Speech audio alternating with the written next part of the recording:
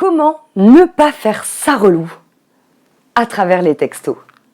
Bienvenue sur ma chaîne de femme où je vous parle sans aucun tabou. Bonjour à vous, c'est Bélie, votre love coach et conférencière depuis 2015. J'espère que vous avez la pêche aujourd'hui. Si vous ne me connaissez pas encore, sur cette chaîne, j'aide les femmes à s'épanouir dans leur vie amoureuse et sexuelle. Alors, si vous êtes en train de me regarder, il est fort possible que vous ayez un contact avec un homme et que vous vous posez la question suivante: est-ce que je ne vais pas faire trop ma relou si je lui envoie tel texto? Alors c'est une excellente question et je sais que beaucoup d'hommes se la posent également. D'ailleurs, j'en ai fait une vidéo aussi sur ma chaîne d'hommes. Et là, je vais vous donner en fait deux petites astuces qui vont vous permettre immédiatement de savoir oui ou non si vous êtes en mode relou pour parler de Jones.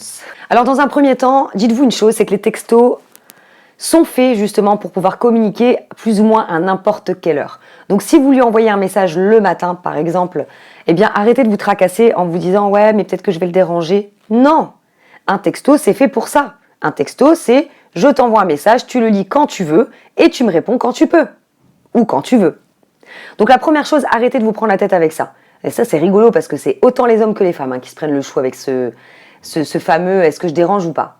La deuxième chose, eh bien évidemment, il faut un équilibre. Si vous envoyez tout le temps des textos, par exemple, vous envoyez 2-3 textos et que vous n'avez qu'une seule réponse, c'est pas équilibré.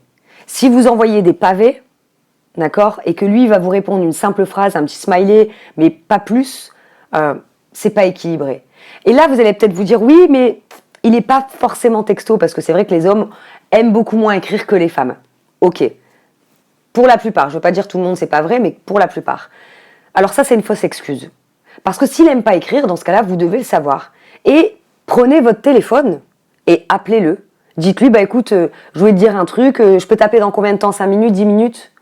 Voilà. Et lui, il vous dira. Et si vous voyez qu'effectivement, il est plus dans le retrait, qu'il vous envoie pas trop de textos, qu'il répond pas suffisamment rapidement, qu'il répond pas à vos appels, à un moment donné, bah là, il faut voir la vérité en face. Donc en fait, il faut juste avoir un équilibre.